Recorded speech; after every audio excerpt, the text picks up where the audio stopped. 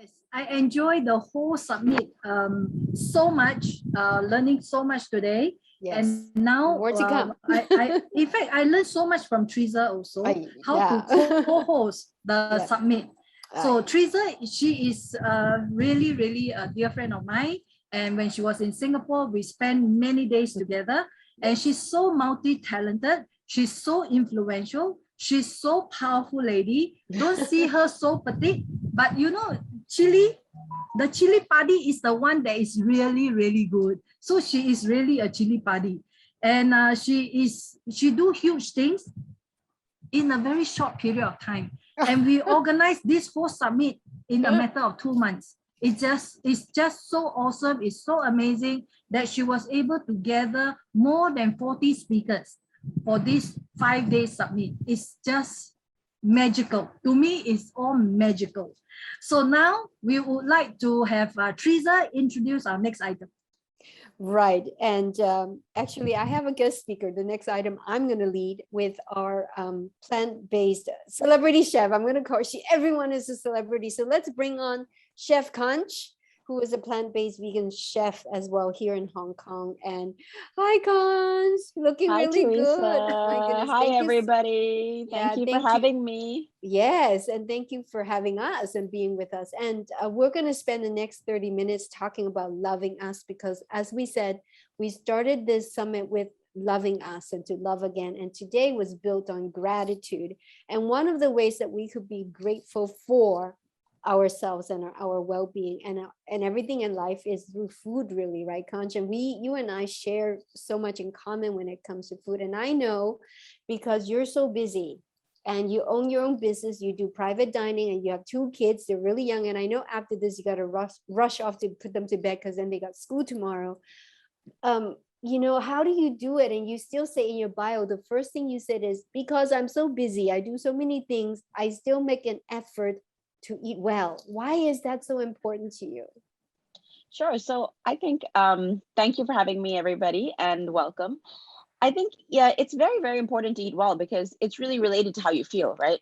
So for me, I noticed I've not always been healthy. There was a period of my life where I was eating very, very badly, you know, like junk food and this. And actually, you know, I had this is my second career. My first career was in fashion. Wow. And eating, you know, having my own fashion label at the time, eating really badly, not having a routine. And then this led me to burnout, you know, and burnout in the times where I was young, I was in and out of the hospital all the time, feeling really bad all the time. And that made me stop and realize, like, this can't be right. You know, I'm so young. How can I feel so bad? And why are these stints leading me to, you know, always have to be in doctors and things like that? And so I got into the healing journey and actually began really between healing myself, right? Like, how can I feel better? What am I doing? Looking into diet, looking into different modalities, and then just got into realizing that how eating can really affect how you feel, you know, your mood, physically, mentally, and everything. And so from there, I just started, that's kind of where my journey started. And that's why I really believe eating well is so important, because my philosophy is like, look, your body is like a Ferrari, right? If you're going to go out and buy a Ferrari, are you going to put diesel in it? No, right? You buy this expensive car, you want to take care of it. And, you know, so that's kind of like, that's what your body is. Your body's your Ferrari. You want to put the best high quality fuel in it so it can, you know, really be productive and maximize. And, you know, and that's kind of like, yeah, as you said, like my life, I've got 2 kids, I run my own business. I have other commitments. And so I think for me, eating really well makes me feel good. I agree. Yeah. So, you know, and so that's really the reason, you know. And also I think, you know, as if from my parents' generation, if I look back at their generation and I look at the way they ate and the way, you know, it was different, but at the same time, they didn't have as much knowledge as we do now, right? And about like sugar, what it does to you and all these things. So I feel like with that knowledge, we can even, you know, get it to another step. And also, you know, food has changed over time. I mean, if you look back, you know, again, they were eating high quality grains, high quality foods that already that was just part of the way they lived, you know. Whereas for us, with all the processing that has happened in the Industrial Revolution and all this, you go to the supermarket and, you know, you have to find what's fresh, you know. So it's really, I think it's really about that, like re-educating our kids, like need to go and eat what's without the plastic, Yes, I think for us it's like we already have the roots. I think like for me, I grew up with really good food at home, and our kitchen and food are really the pillars of love and health. And I was brought up with a traditional Chinese diet, but once I turned into learning about different diets of the world, I was able to apply like Western principles of nutrition, because I'm a yoga teacher and I've learned Ayurveda, and I was able to put all of that in, because I've traveled around the world. Like I could really implement some of like the world recipes into healthy cooking, and create the better versions of things. So I enjoy doing that, Kanch, and I see some of that in your food as well. I want people to see you a bit more, and then I'll bring up the food photos that we put together. And I think it will be nice for people to see some colors and some of your creation, and why is it so important to have the vibration through food. Yeah. Sure. And tell me a bit about your business, actually. I mean, what is it? I mean, you enjoy cooking for people besides Sure. feeding yourself well. Yeah, and I think eating together has always been a big part of my growing up, and also now with my husband, I think eating is a great moment, right, of connecting your food, connecting community, connecting people, and just it's really life, like on the table. So that's where my business was born. So after fashion, I got into food, and then I trained and became a raw vegan chef. And then I started off by doing private dinners, and I was doing private dinners at my home, and people would book and come. And then with COVID, it was quite difficult. Obviously, you don't know, you don't want people in your home that you don't know, and things like that. So then I decided to make cheese. And actually, a lot of the people who were attending my private dinners at the time was like, "Hey, we'd love your cheese. Could we buy it?" And so kind of organically was born from there. And actually, I had actually written a business plan for this cheese like 2 years ago, but I don't know, I just never got to it. And, and then finally now during COVID, it just seemed like the right time. So I own a business called La Taula now, and La Taula means on the table in Catalan. Yes. Yeah. And that's what it's about. It's about having a beautiful meal on the table. I primarily specialize in vegan cheese, raw crackers, and desserts, all with like not using processed sugars and stuff like that. So yeah, and it just kind of about eating. I'm not, of course, like it's better to be plant-based, but my main thing is to be like, look, there's other options. You don't need to stop eating cheese, you don't need to stop eating what you're doing, but just add another option, and just be able to enjoy different things. So yeah, and I like that. I think when we chat on the phone, that we were talking about having good balance. And by the way, I'm gonna have some of your cheese and crackers as well, and I'm also a raw food chef, so I know where that is coming from. It's just so delicious when you could eat natural foods, and it's created with nuts, right, sometimes, right, and other like probiotics and other important nutrients. I love that. So we're gonna have to go with that. And speaking of food, and this session isn't just about food, right? We start with food, but what other lifestyle nutritions that we would use to nurture ourselves? Right now I'm drinking water, Kanch, by the way. And it's warm because I have the AC on, although it's the lights are making the house a little bit hot against my body. But I'm drinking this because I find water just very nourishing, and hydration is so important. What about you? What do you drink? Like, do you have a favorite drink, or do you have a kombucha, which is a fermented tea, something to boost the gut health, or what do you drink? Yeah, I mean, I love all those things. I love kombucha, and I love all those different kinds of drinks that are fermented. But I think my favorite would be cold pressed juices. And I think there's somebody who has a question on the chat already. That says, yeah, you could read it. Go for it. Yeah. Sure. One question at the beginning: after you have the right knowledge to eat, what did you start making first and second dish? Good question. So wow. actually, so this leads perfectly onto this, because my first things that I was making when I started eating healthy was smoothies. Can I show the PowerPoint? Would that work? Yeah, sure. And I used to make go ahead. I used to make these smoothies with like kale and like all these greens and orange juice. And I remember in the beginning they were terrible. They were just like this green goopy stuff, and eventually you like keep experimenting with the balance and stuff. So now I would have to say I've definitely perfected the smoothie, and I would say smoothies and cold pressed juices are my favorite, and especially like the cold press that are like with celery and cucumber and ginger and carrot, and just like the mix of all those in a juice. For me, it's just very soothing and comforting, and especially in the summer. In the winter, I prefer soups, obviously a bit warmer, and Yes. and that kind of thing. And as you said with the Ayurveda, I'm also a big believer in Ayurveda. And Totally, your body type, and so for those who don't know, Ayurveda is the Indian art of eating, right? And basically you have different body types, and depending on your body types and depending on the season to what you should be eating. And I'm a really big believer in that too. And me too. I think our body goes through the seasons almost daily. Our body's constant adjusting, and especially with the big seasons. And Chinese medicine, we do the same because we have, food therapy, right? In TCM, traditional Chinese recipe. Now, just breaking away from that, you're looking at a photo of your cheeses, right, Kanch? Yes, exactly. Yeah. Oh, they look so beautiful and yummy. You're making me hungry, actually. And speaking of soups, in between the leadership panel, I was actually soaking some of my vegetables to prepare for my dinner. So tonight I have all the different colors. And I think that's important when it comes to food, is in case you guys were wondering what Kanch and I eat, we eat colors, but natural colors, from the plants, from fruits, and from whatever nature has to offer. And we avoid artificial foods, like she mentioned, plastic packages, or things out of the package. We try to or processed foods and junk foods, and many of our speakers talk about that quite a bit today too. And I think it's nice that we have this session at the end of the day, because it's all about putting everything together in the 5-day summit to help us nurture ourselves and to be well with the information, with the knowledge that we have to take care of ourselves and then go impact others. Yeah, Kanch, you want to look at your next, let me see if I could bring that up here. Oh, this is one of my vegan burgers, actually.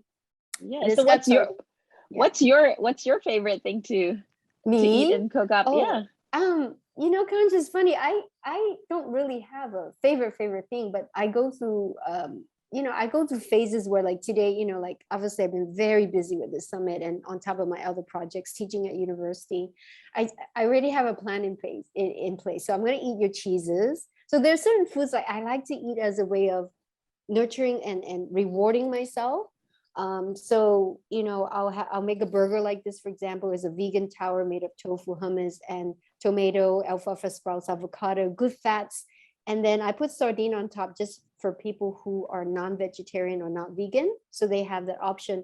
But you know what? One of the things, okay, come to think about it, favorite, I would have to go to my roots. So I'm really wanting to make a fish congee. This sounds really weird for someone who's been vegetarian for over 10 years now, but I am flexitarian some days. And after such a huge global project like this, and I've been telling Veronica and my mom, I want to make this fish congee with bean curds and ginkgo. You guys know what ginkgo is. It's very good for the brain. Maybe that's why I want it. And also I think but I'll make it with the millet rice. So it's a healthier version. Because in Chinese culture, we'll use the white rice, right? And there is nothing wrong with that, but my body is not asking for that. So I'll make it with either millet or brown rice, and that's going to be very soothing and grounding. And, I do have plans to go get a massage and just have a few days after I teach 2 more days tomorrow at the university. Then I'll just take a break and I'll do yoga. So that's the way I'm going to nurture myself. Those are on top of the food, the favorite things that I like to do. And I'll do my nature walk. And Kanch knows that I live in the countryside, so I'll do my nature walk every morning and sometimes after dinner as well. And Kanch, what else do you do besides food? I know we need more than 30 minutes for this, Yeah, sure. Yeah. Actually, just one interesting thing that you said there, right? Like Yeah. how you were saying, like after this, you feel like you need some like fish and, Yeah. congee with warm. Yeah. And I think it's very important to listen to our bodies. You know what I mean? Yes. And like, I'm not one of those people to deprive you. Someone asked, do you drink Coke in the chat? And I said, you know what? If your body feels like it, you know what? Have a sip. Go ahead, enjoy. Because I think the more you deprive yourself of stuff, the more you want it, and then if I'm all about like enjoy, obviously in balance, like everything else, but it's really about just enjoying and, listening to your body. I don't know, I think maybe with age or with time, it comes where your body tells you like, okay, you know what, like I need, I don't know, I need some carbs today, or I need a steak today, and there's something, it's actually coming from something inside you that is telling you what your body needs, So I think those are very important to listen to. Right. And I love that, Kanch, because people often, when I do talks, and as many of you know, that I'm an international wellness speaker and I talk about food just like Kanch does. And people always ask me, how do you know what your body is saying? Well, it's constantly giving you signals. Now, one of them, if the male population here don't mind, one of the signals, and as women, we have that advantages because our hormones are changing. So we have our monthly cycles, right? So if you know, and we have many young, you know, university students in our audience as well. As you know, like the week before, 10 days before, your body's changing, is making a shift. And you start having cravings. Isn't that an indication of something? Your body is telling, oh, I need more carbs. Or if you have a sugar craving, or if you have a salt craving, or, you know, like for me, I'll really feel like having some seaweed. So I feel like that's an iron kind of thing related. Or some of you want some things like carb stuff, or, you know, and you feel kind of like airy, you know, your energy kind of feel like you're being pulled in different places. You can focus. You need some grounding foods like rice and noodles, pasta. You know, those are indications of what your body is telling you that you need.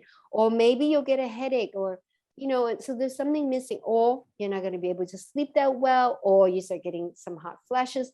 Those are the indications that Kanch and I are talking about. I think those are important. And you know, to know that it's okay because your body is constantly changing. I think it's constantly changing. And our food is going to change. So yeah, it's good.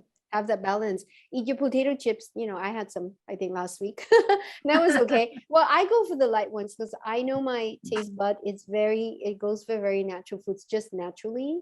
I don't like a lot of seasoning in my foods, but I do like taste. And potato chips, I'll have one with either plain or sea salt, and that's it. I don't like anything else. But occasionally I'll crave for Doritos because that's growing up in LA. That's what I ate. And so that's okay when I say going back to my roots. And, you know, when I'm missing my mom, when I'm missing my family, which, I haven't seen them for 2 years by the time of November, I will go with foods that will remind me of my childhood. You know, I have like a salted fish with white rice with just some blanched vegetables. And it's very warming. It's very comforting.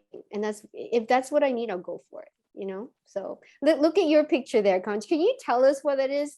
It looks like a 6-star, you know? Sure. So this is actually a raw dish. It is a kimchi dumpling. So we've got so everything is raw. What raw means is that nothing is cooked over 115 degrees Fahrenheit. Right. So everything is either dehydrated or marinated or blended or, you know, different kind of techniques. Yeah. And this one is, it's a wrapper that's made with spinach juice and coconut pulp.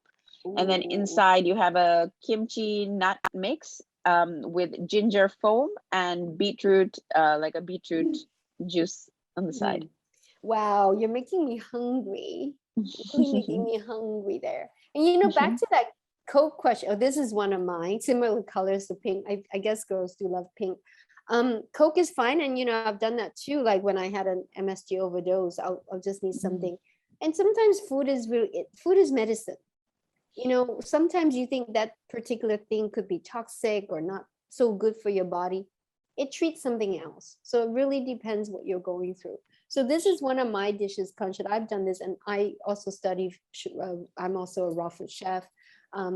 So this is hummus, but this is not raw, of course. Chickpeas you couldn't eat raw, but it was sprouted, and I cooked it, and then I just put some seasoning. I think long time ago, maybe parsley, pink salt, olive oil, a little bit of pepper, perhaps. Yeah, and I just thought I decorated with endives, and you know, I think it was pretty pretty, and some flour that I pick up from home in LA.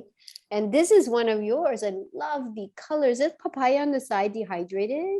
Yeah, so it's dehydrated papaya and then dehydrated pineapple there as well. And so these are some of my vegan cheeses. So the one in the middle is one with chutney, and then you've got another one with a chaat masala. So I obviously love cooking with my Indian roots, as you can see with the fusion. And totally, that's great. So we had another question in there. Somebody was saying, okay, it says, how long have you started to see improvement in your health, stamina, vitality from the time you consciously applied your health knowledge into your life? 2 weeks, a few months.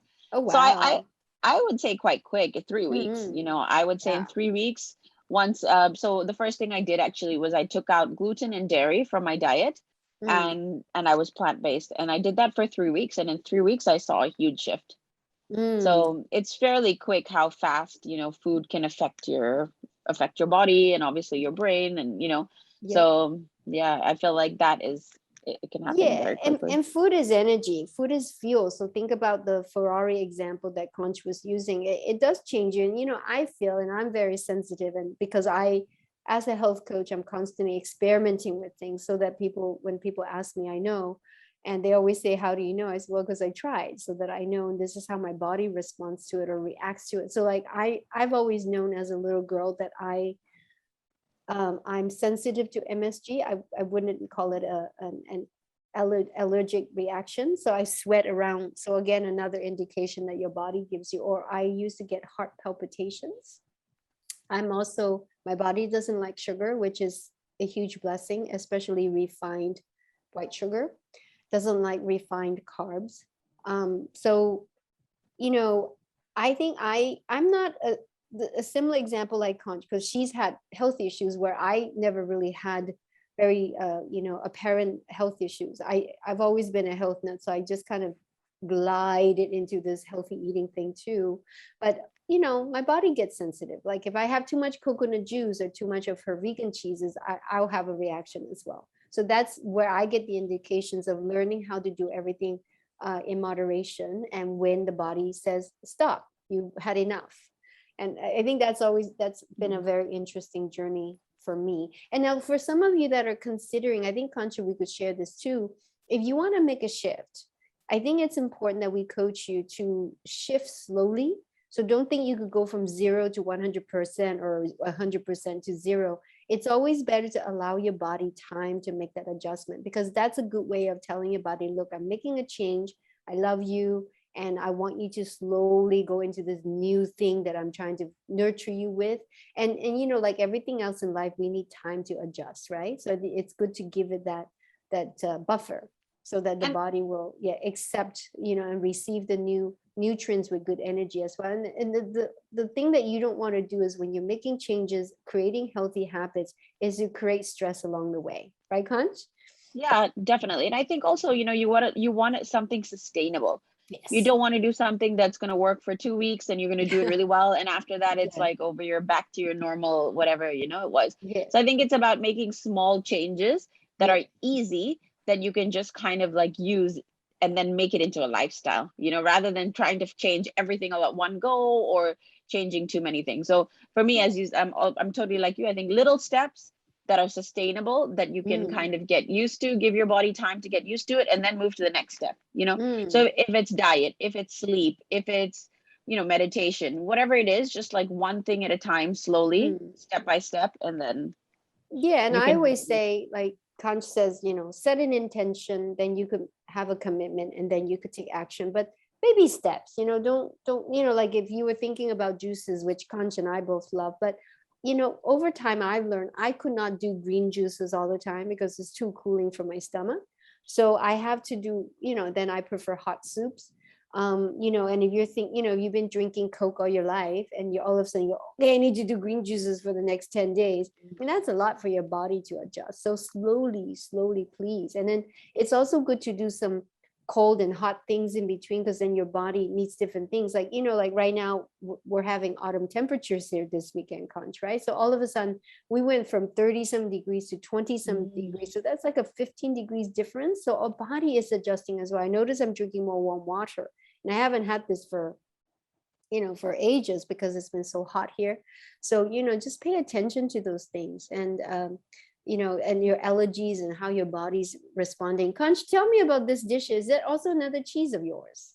No, so this is actually an ice cream. So it's a vegan vanilla ice cream with a pear, with like a pear, which has been it's been sous vide with agave and cinnamon and all these different warming spices, and then the ice cream with that. I love that. In case some of you guys are wondering what agave is, it's actually just a natural sweetener from a plant. Yeah, so that's what it is, agave. And we have other ones like stevia, and there are other ones. What's that? Was that monk fruit? Monk fruit. We have that. Yeah, monk fruit. All those are low sugar, which are very diabetic friendly. I know there's a lot of students that are athletes listening to us, and there's also people studying nutrition. And I know I have some students that are studying food management as well. If you're listening, this is a great sharing for you, I think. And I think the best way to learn how one day you will coach your clients and start offering consultations is to experiment with your own body, but try to learn as much as you can and try to eat different things so that you know how your body responds.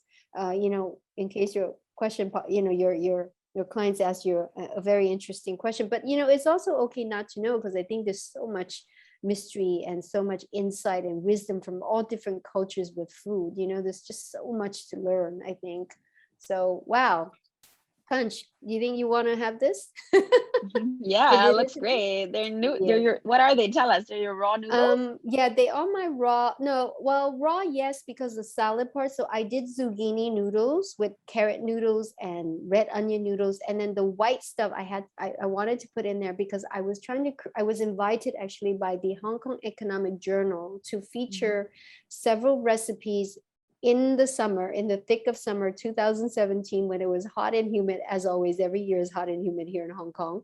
And the idea was to create dishes or recipes for office ladies, so corporate professionals who decide to eat in the office because it gets too hot, getting out and then getting back and getting all sweaty. What's the point? But they want to eat healthy. So this was one of the dishes that was featured in the paper and also on their online channel. So I used, I thought, they can't, it's about uncooking, right? So they couldn't cook, and there's no point creating a lot of smell and, in the pantry. So I said, okay, why don't we use some instant white vermicelli noodles? And I think that's okay. Because, healthy, like we said at the beginning, is about the fine balance. It's not about being 200% optimal healthy, which I have been.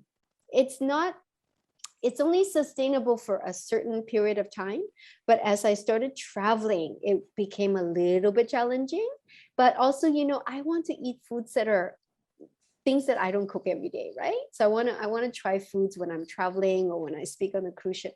So this I put together with the white vermicelli noodles.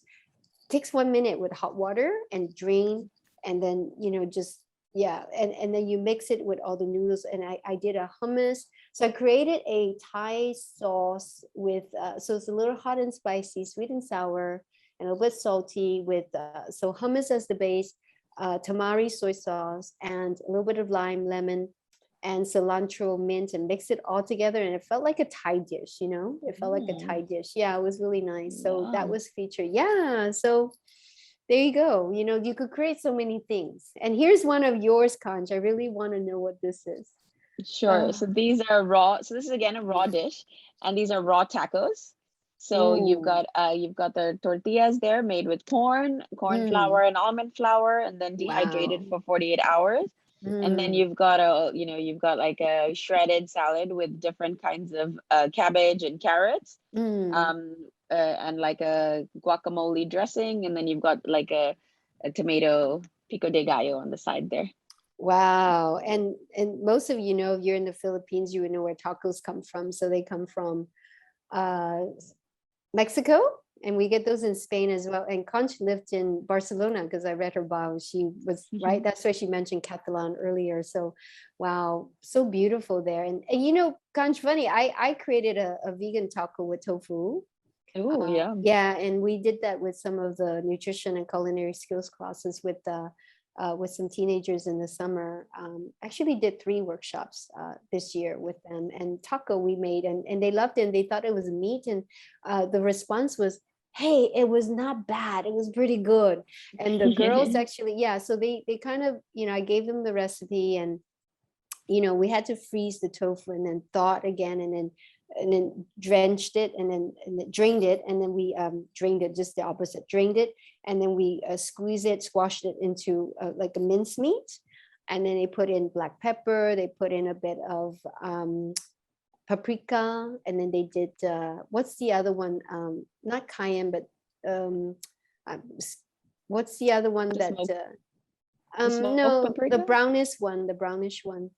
I'm skipping here, so never mind, but salt and a little bit of soy sauce, and then it'll come back in a bit.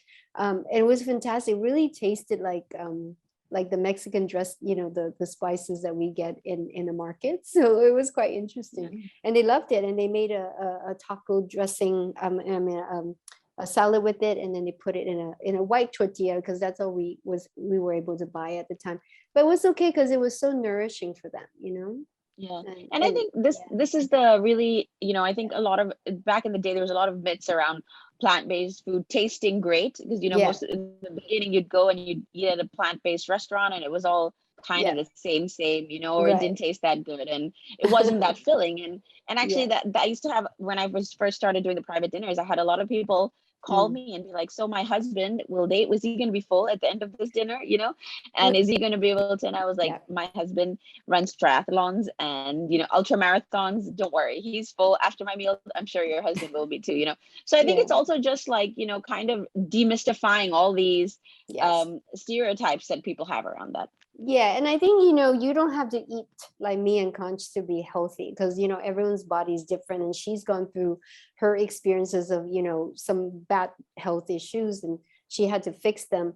And I think if you're looking to go into healthy eating, it's good to look at your plate, what I call your plate or your food pyramid, to see what you're eating at the moment and ask yourself, what is it that you want to add?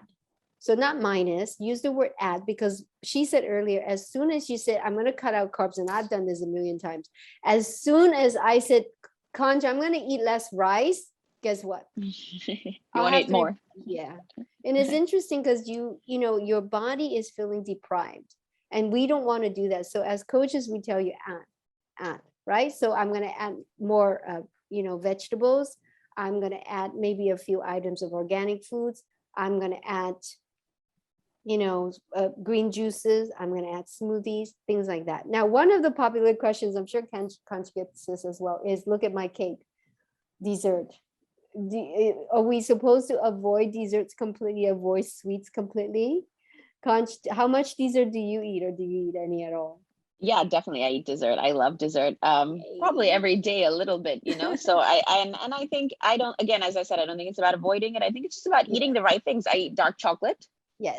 which Yes. is great and it has a lot of great properties. Right. I don't always eat all the like gluten and those kind of like sugary things, but sometimes when I do feel like it, I do.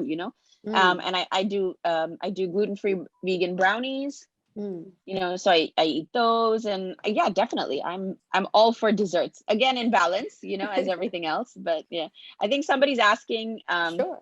is Ask. bread and biscuits gluten, noodles and rice gluten, rice. So Right. rice is gluten free for everybody, whoever's asking that. And then the Yes. noodles and pasta, generally they do have gluten, but you can also nowadays buy the gluten free version. And breads and biscuits too. I mean, of course, technically the normal recipes always contain gluten, but now you can find them everywhere. Like Marks and Spencer's, they have a huge range of gluten-free items, so you can, and even a lot of different bakeries offer more options around that, so you can find those. Right. Unless now, if for those of you in Asia, if you eat sticky rice or glutinous rice, that's gluten. Yeah. So just look out for that. So even I find, I think, Kanch, even like we get a purple sticky rice, I think that's got a little bit of gluten in there too, but maybe less than the white sticky rice, and that's high in gluten. So it depends where your gut is as well. And in Chinese culture, we actually think that white sticky rice is good to eat in the winter because it actually settles the stomach. And for people who have like ulcers or stomach cramps, some people say that's helpful to them too. So it depends. Like if you really have tested for a gluten allergy test, then you have to look out for that. So back to the dessert part. This is a dessert that I intuitively just created for someone very dear to my heart, and for his birthday at the time. Cacao, as Kanch mentioned, pistachio nuts, but the base, there's no flour in it. This is a flourless cake.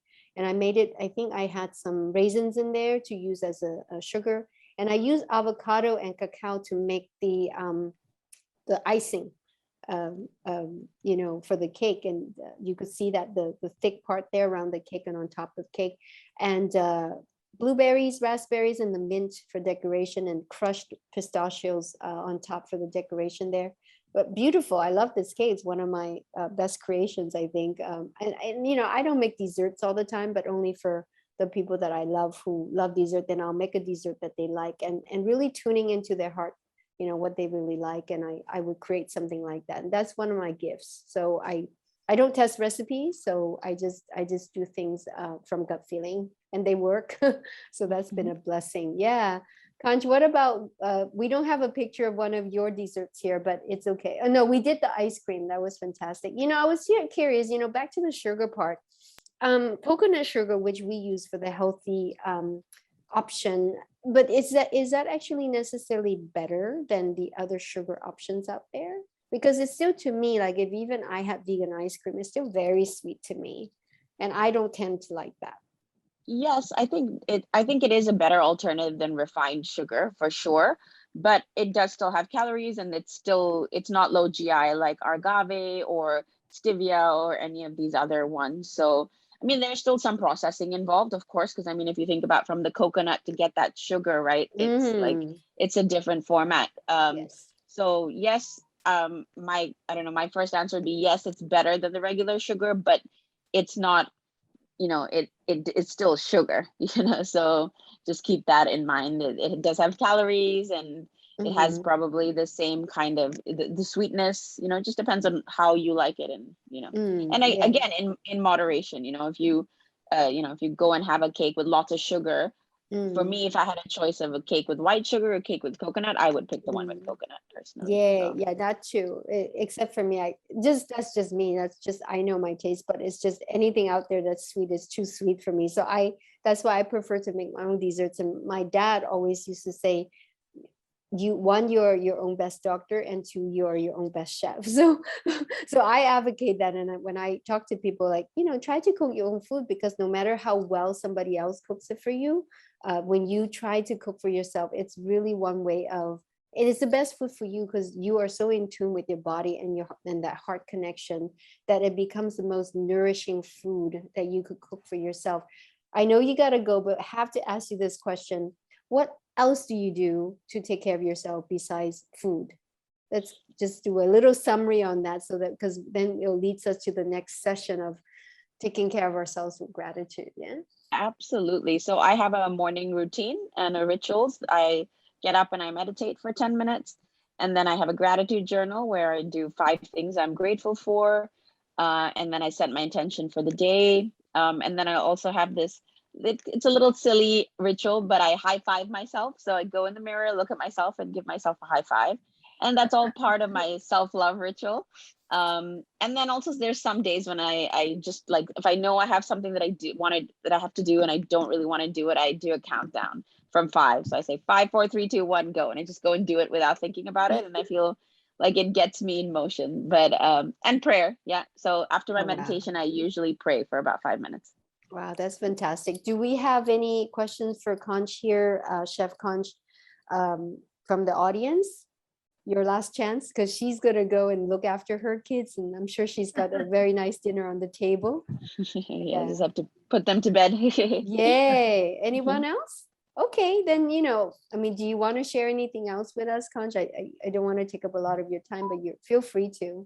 Just thank you very much for inviting me. It was absolutely lovely, and such a lovely way to spend the Sunday evening. And if anybody's interested in checking out my vegan cheese, feel free to check out my website, taula.com, with Teressa can share with you guys later. Yes. And yeah, and any questions around food, feel free to reach out, and I'm happy to answer those. Knock on her door. I'm going to knock on her door soon, very soon. Sure. Yeah, thank you so much. Thank you so much, Kanch. Thank you for having me. Yeah. Thank you so much. Yeah, on nourishing our Wow. bodies and mind, spirit with great foods that nature has to offer. Thank you. Thank All you right. both. Have a Thank lovely you. evening. Yeah. Yes. Your Veronica? sharing reminds me of 7 years ago you cooked for my Christmas party. Teresa, we went to Mustafa to shop to cook for 100 people. And she was able to do it in a residential kitchen. That was so miraculous. The whole meal was so miraculous. Yes, it Wow. was. Yeah. And you made it possible too, right, Veronica? It was great.